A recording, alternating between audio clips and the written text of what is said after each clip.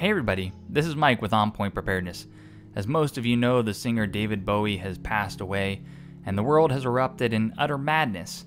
That is, millions upon millions of people across the world are all weeping and mourning, building shrines and idols, tweeting and Facebook posting about the singer, his life and death, and his legacy. But David left one last piece before he died, and it is a song called Lazarus, to which he made a music video. Now, many people are looking at the superficial symbolism in this video, but it goes much, much deeper than that. There's a lot of deep-rooted occult symbolism, and there's a message tied behind it.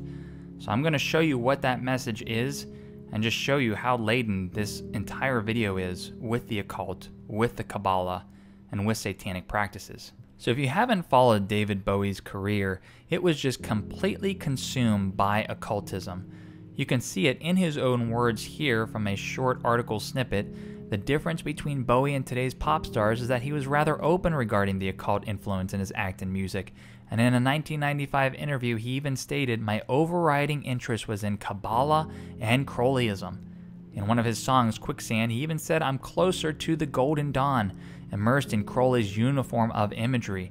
The Golden Dawn is a term that has come up a lot lately. If you've watched Sci-Fi's Childhood's End, they talk about reaching the Golden Age. Or if you've seen my video on Rihanna's Satanic Anti-Diary, she talks about how there's gold at the end of this journey. Basically, David Bowie thought that his death was reaching the Golden Age. If you don't know anything about Kabbalism or Aleister Crowley, you really need not look further than this. Kabbalism is essentially Jewish mysticism. It is synonymous with Satanism and with Freemasonic practices, and you can see Madonna has adopted it as her own personal religion. If you look up a Google search of Aleister Crowley, you'll realize that he is one of the top Satanists. He practiced many satanic rituals, and some believe that he even participated or even led blood sacrifices. But back to David Bowie's death, you can see this very iconic photo of him with a lightning bolt over one eye, and social media users just erupted with this new feature called Twibbin. The lightning bolt comes from Luke 10:18, and its symbolism used throughout the occult. It says, "And he said unto them, I beheld Satan as lightning fall from heaven." So just like in the Paris, France attacks where you could color your Facebook photos the French flag, likewise you can put this beast mark over your one eye in a shrine-like moment of honoring David Bowie. You can see the lightning bolt show up in all sorts of occult actors and musicians like Lady Gaga, Kesha, Harry Potter, and many others. Or even this video that I did earlier on the Pope, how they put him in a lightning bolt. But David Bowie has many other occult references, and I don't want to spend too much time on it here, but David Bowie also had an alter ego named Ziggy Stardust, and it was a representation of an illuminated man, similar to Nicki Minaj and her alter ego Roman Zelensky. These alter egos are essentially deities or spirits that have taken control of their bodies, and they really do have split personalities or multiple personalities that are not their own. Now, going to this tribute video, or this last parting gift, as the Telegraph and David Bowie said, the name is Lazarus, and it was a carefully planned finale to his death. The director of the film said the title Lazarus refers to the biblical character who was raised from the dead 4 days after he died and was resurrected by Jesus. So already you can see they're trying to create some type of false paradigm. They are basically mocking Christianity by using biblical stories like this, and it'll become clearer as we get through this video. What's interesting is Lazarus was released on David Bowie's 69th birthday, just 2 days before his death.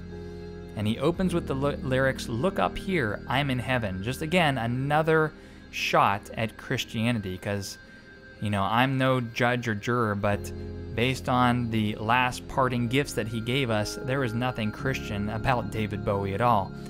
69 is an interesting number because it is the symbol for cancer, and it's also a symbol of the occult, which recognizes a crossing.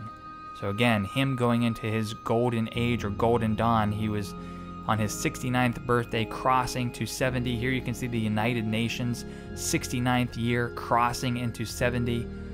You also have the 70th 7-year Shemitah, so 69 to 70 is a very powerful number with regards to numerology and the occult. But back to this photo. This is where the symbolism starts. You can see David Bowie here with his eyes covered. I've done a lot of videos talking about how you do not need physical eyes to see where they are heading us to. But his eyes are replaced with buttons. And what many people might think when they first see this is something called Charons Obol. And this was a token given to the undergod or underworld ferryman who would basically transport you. You needed some type of token or payment as you would go into the underworld, and the coin was either placed in your mouth or over your eyes, and so that would make sense. And actually, if you look into Charons Obol, you can see satanic imagery all the way back eons ago with the god Moloch or the owl on these coins that were placed in the mouth or over the eyes. But there's actually much deeper symbolism in those buttons over his eyes, and it actually leads us to a film called Coraline. So Coraline is actually a very interesting movie because it has direct ties to The Labyrinth, in which David Bowie starred as the Goblin King and made some very famous quotes, like the one that surfaced around September of last year where he says, "You have 9 minutes and 23 seconds until you're mine." That reference to September 23rd, 2015, which is when the Pope came to America, and I'm saying that was mid-tribulation. Here's a quote from the VigilantCitizen.com talking about the premise of the movie Coraline, saying, "When she explores her new house, she finds a small door that leads to an alternate version of her reality, where her parents are fun and attentive and everything is magical. In this sense, the premise of Coraline is similar to stories like The Wizard of Oz, Alice in Wonderland, and The Labyrinth. All these movies, including Coraline, follow the same basic blueprint. This is important. The protagonist is a young girl that is curious, fearless, resourceful, and not afraid to speak her mind. She's bored with her life and wishes for fun and adventure, and magically enters a world that is strange and wonderful and gets hooked into the alternate world and does not want to go back to reality."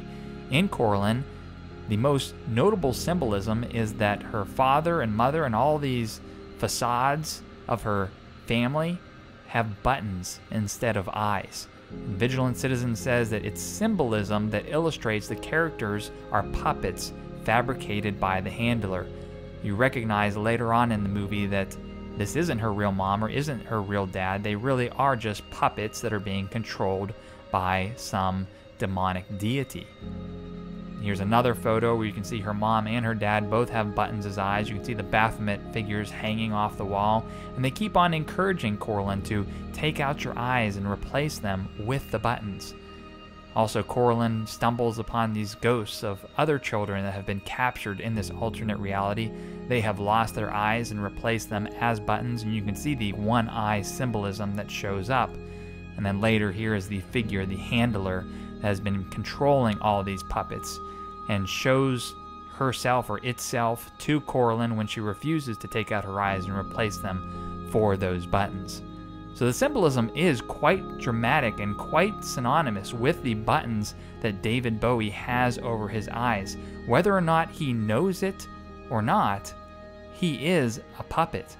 And just the staggering symbolism of not having eyes to see where he is going, and the buttons as reference to him being a puppet and being controlled by his handlers, is just absolutely undeniable. Now, the other symbols that the Lazarus music video deploys is this satanic and Freemasonic principle of as above, so below. You can see David Bowie as the male figure representing as above is on top of the bed, and the so below is represented by a female character underneath the bed, looking up and clawing towards Bowie as she tries to span the gap. Now, the as above, so below principle can mean multiple different things and can be represented multiple different ways, but here is just one of them. The upward triangle, sometimes called the blade, represents the male force, also represents things that are earthly, whereas the downward triangle represents the female woman, the womb, the grace of heaven, an alternate reality, and when these two things combine, it makes a star. Now, as I've mentioned prior and in many of my other videos, the as above, so below principle can be represented one of many ways. The triangles are one, but the two-finger salute is another. Here you see the satanic monument in Detroit with the two-finger salute, but you might be surprised to know that many popes within the Catholic Church also have been giving the same gesture, as well as some of the paintings and sculptures of baby Jesus being held by Mary also have the as above, so below hand signals. Now, the last symbolism that is in this video is the garment that David Bowie is wearing. You can see that he has a striped uniform, and it appears to be a chalk-like substance. About 3 decades ago, David Bowie had worn this very same outfit, and here you can see him drawing with chalk the Cabal Tree of Life. So again, Kabbalism is a satanic and Freemasonic practice, so absolutely no question about what his motives are. The stripes are very symbolic, and they can be seen in this book, Symbols of the Kabbalah by Sanford Draub. Now, when he talks about points and stripes, chaos and restoration, he says that there's two worlds, the world of points and the world of stripes. The world of points has an equivalent to the world of chaos, and the world of stripes equals the world of restoration. And so this makes sense that the stripes on his garment represent his restoration to the golden age as he is dying or upon his death. Now you can see, just like in Coraline, the Wizard of Oz, the Labyrinth, there is always some doorway, and you can see him backing into the doorway and going into that alternate dimension. So what does all this mean in the whole grand scheme of things? Well, in my opinion, it's twofold. For the first, his references to the biblical story of Lazarus and the lyrics in his song Lazarus talking about the fact that, hey, look at me, I'm in heaven, are really just making a mockery of Christianity. And I'm sadly sure that many of his fans somehow think that he has led some type of godly life and in fact is in heaven. It's also supported by the fact that the Vatican pays an extraordinary tribute to David Bowie by tweeting some of his own words and talking about what a wonderful career he has. This Lazarus video and David Bowie is just one of the many brazen and occult movies or music videos that has come out as of lately. The whole media has just been saturated with this type of garbage, quite frankly. And it leads me to my second point. If I would have been taught this stuff when I was a younger teenager, and I would have realized how prevalent Satanism is in all venues of life, whether it's your movies, your music, your entertainment, your advertisement, I would have a newfound respect for belief in God and coming to Christ. Make no mistake about it, there is a war for your soul, and you as a simple man or woman can do nothing about it by yourself. If you haven't found Christ already, you really need to do some soul searching. Even if you're basically on the fence about whether you believe in religion or believe in Christ or believe in being saved, you have to see that Satanism is real and it's everywhere. And you want to be on the right side of things, because we are headed down a very bad path, and it's happening all so very quickly. This is Mike with On Point Preparedness. Hope you enjoyed this. Do share with your friends and family so that we can wake more people up.